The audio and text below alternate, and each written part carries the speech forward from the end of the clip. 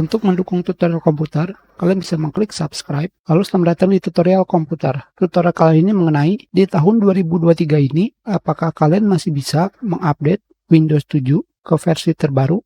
Jika di antara kalian ada yang belum mengetahui, cara mengupdate Windows 7 adalah, kalian pergi ke Start menu, Control Panel, selanjutnya kalian pergi ke kategori, kalian rubah menjadi Small Icon.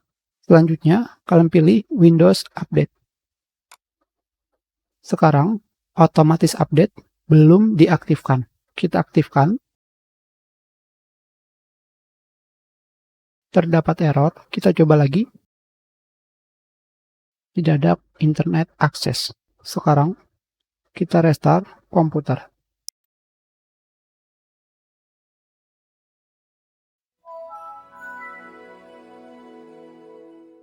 Sekarang, internetnya sudah berjalan. Kembali cek for update. Sekarang, errornya adalah kode 872 EFE.